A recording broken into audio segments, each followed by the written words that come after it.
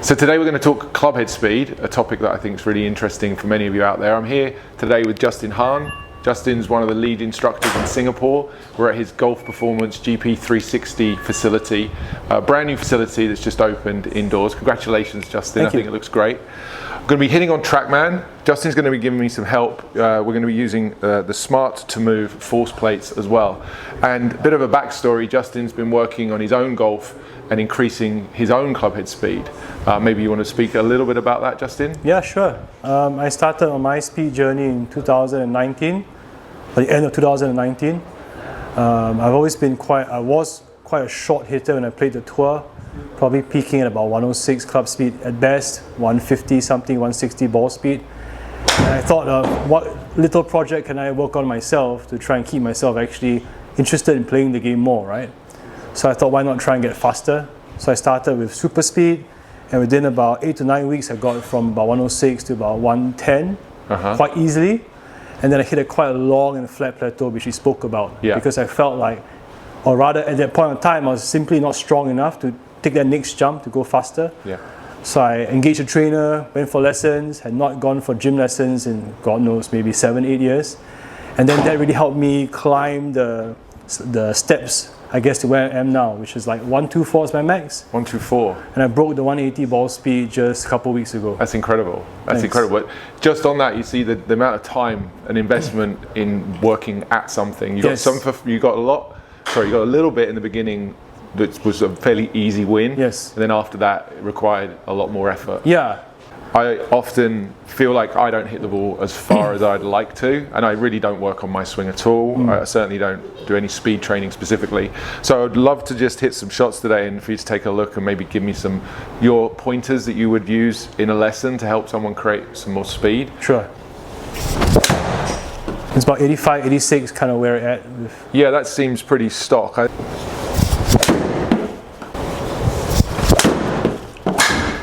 Makes a nice sound in here. It sounds like you're hitting it hard. Yeah, it does. Start swing. Nice. Okay, let's have a look.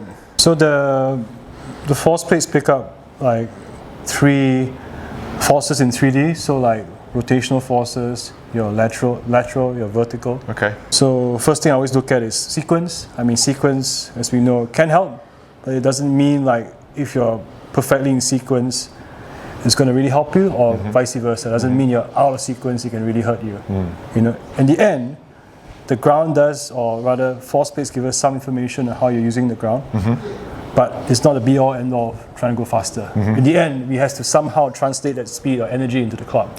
So you can move a lot faster using the ground, but we're still unable to translate that energy into the club. Doesn't make a difference. Okay. So let's look at like peak vertical force timing first. Okay, so it says here, so you see this number here? 106. Yeah, % of your body weight into the ground. Okay, and that's the maximum? Yes, the maximum. That doesn't sound very much. No. So when you look at, I mean, tour average, again, I'm not a big fan of averages, but 1.5%, 150 to 175 is kind of where tour is at. Okay.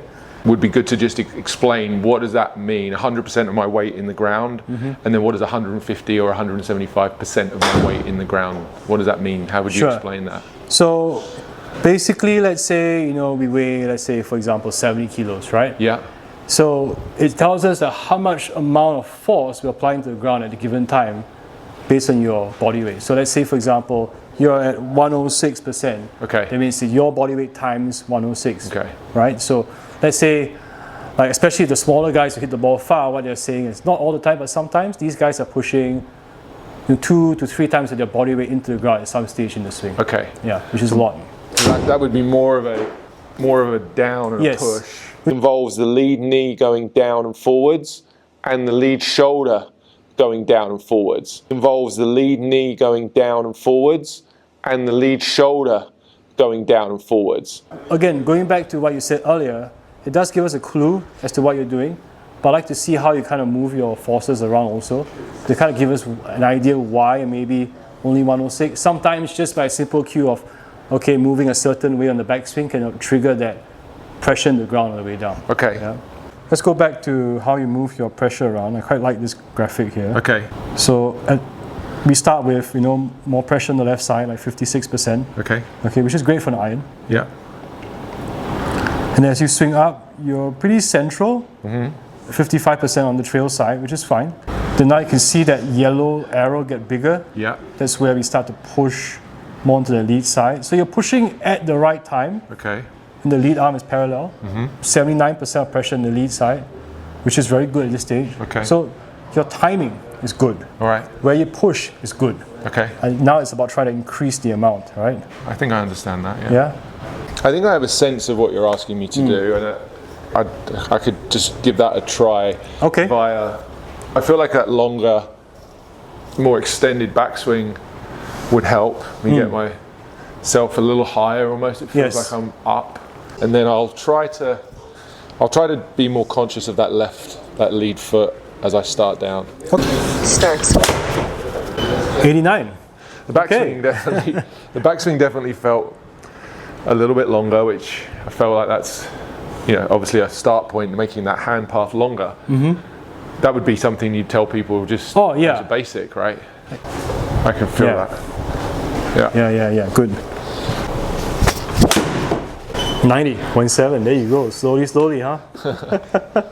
I suppose one of my observations as well, whenever I do try and make this thing a bit longer or quicker, is that I feel the control element isn't as strong, right? And I think, did you experience that, or do you still experience that? Do you think your faster swing is more or less reliable, or not? That's an interesting question, because, you know, I guess I wasn't playing that much golf at that time. So when I started my speed journey, I was very open to not hitting the ball very straight for a start. So I could accept that, you know what, if I just hit it all over the planet for 2 or 3 weeks, it didn't really bother me. But for the everyday golfer, trying to get them to accept that it's quite difficult, you can't really get someone to go, you know what, for the next 2 or 3 weeks, you might lose more golf balls or more money to your friends, right? Definitely. There's an increase when you're practicing, you see the number go up, but to take that number to the course takes a bit longer as well. 100%. Yeah. You know, so it's like, I'll tell students, like, look, the idea in the lesson is to try and push the boundaries of your potential club head speed. But then when you play on the golf course, you're not going to swing that fast. You're going to swing your comfortable speed. But the more you push the boundary on your club head speed on the lesson tee, then of course that'll translate to more speed on the course slowly. You know. Yeah. I would definitely say that the people's biggest barrier to getting faster in the first place is themselves. They're not prepared to go through the pain of losing balls, as you say. That they won't let themselves really go, and I can even feel that here myself. I'm like, I'm not going as fast as I could. I'm going to try and go a little bit more this time, like that. You see, like really trying to push it. If that felt faster, it certainly felt more out of control. 90, got to 90, but a complete miss hit. I wouldn't want to do that on the golf course. No. That one felt pretty good. That was pretty good. There you go. 91.4. That one wasn't as fast, I don't think.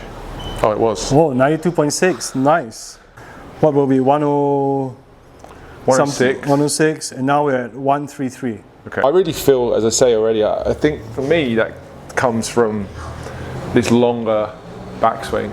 Yeah. Just feels like it gives me more time, I guess. Yes. Because if the backswing's short, there's very little time to push into the ground anyway. And so you're not really thinking so much about pushing to the ground on the lead side. It's just more extending the right side. It just feels like it's happening because of where I get to here, extension.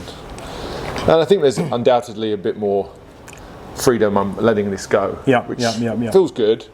So longer, lengthen out that trail side.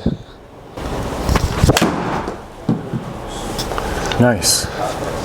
There you are. Yeah, nice. You're more intentional with that. It seems to definitely help you go a bit faster. I've always said that to students whenever the first conversation that comes around about speed. I always say, let's see what happens if you try to hit it faster. Like, have you really tried? And it's interesting how people can actually. People can go faster if they let themselves. This is good. This feels nice. Yeah, and I feel like lengthening the hand path and getting the body to actually have a bit more rotation or extension is probably the best way. I don't know about you, Rob, but often when I get students who try and swing faster, they swing fast going this way. They swing fast going upper body. So they may increase club head speed, but then their angle attack gets worse, your path gets worse. You know? Yeah, and I think that would always be in terms of my coaching preferences and the way that I would see a swing and try to make a swing better, I'd start with contact generally first and foremost. And then for me, that's about making sure a golfer's tilts and the way they control that weight shift isn't causing them problems with the contact.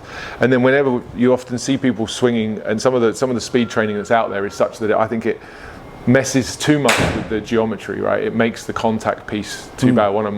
I read the other day on Instagram, I like the saying, if you want to hit it far, you have to hit it solid. You can't completely compromise the control of the strike and the control of the direction just for a few more extra miles an hour. And I think that sometimes gets lost in this conversation. It's about, in my world, I see adding more speed as a huge advantage, but not at the consequence of the other pieces. Yeah, like where's the balance, right? Where do you try and increase club head speed to a point where actually the ball speed gets worse or contact gets worse? Then there's no point. Completely. Right? Cool. I felt a little faster. I know the strike wasn't there. Nice. But I'll be just quite curious to see if we did intentionally try and push a bit more on the lead foot, the ball the lead foot, and extend faster, if that actually increased club head speed. So we tried to increase that magnitude, right? Try to increase that 133% to make it 150%, but you actually swing faster. Okay. Yeah?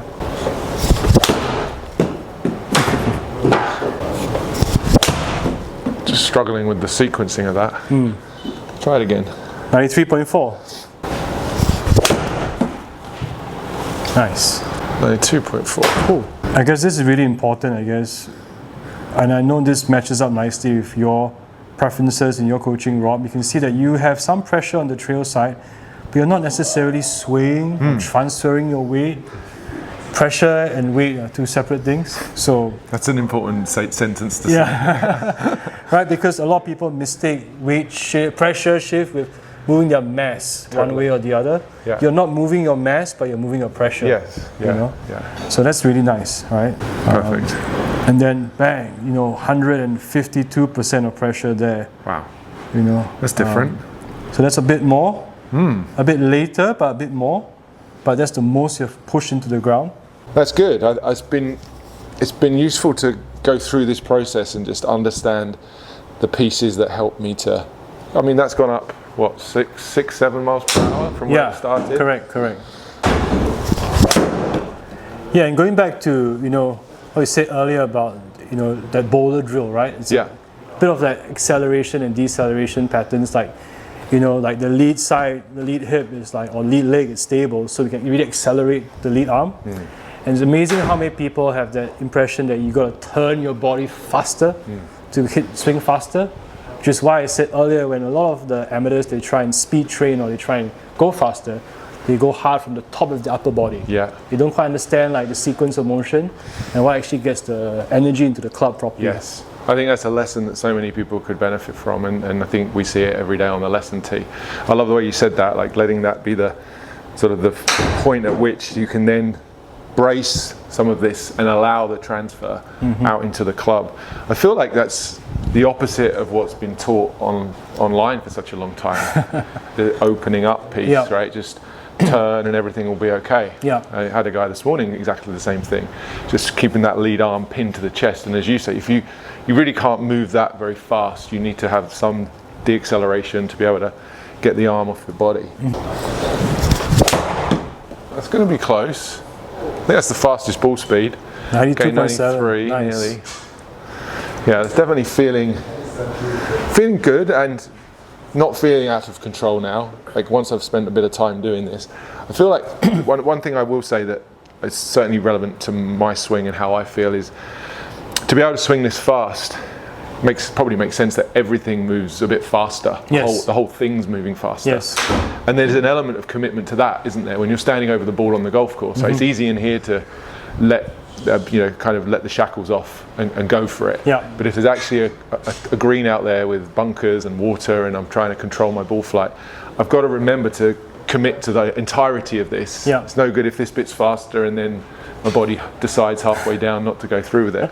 So that I'm really aware of having to be very committed to the entire motion. Just some feedback really. I think it's something I always think about when I do this. It has to all be faster.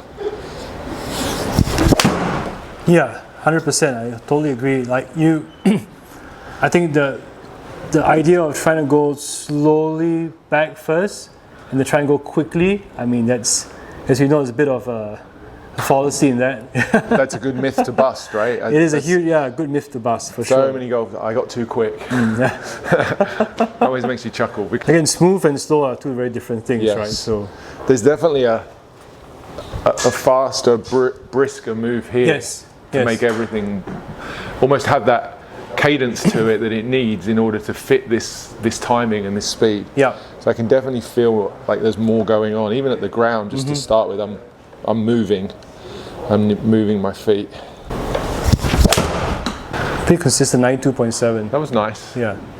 Let's look at one little more segment here to see if that can help. So, you know, with the Smart2Move plates, we can measure like the amount of pressure you put in your lead side, the vertical force we talked about, right? But also there is a bit of a shape to the graph we want to see.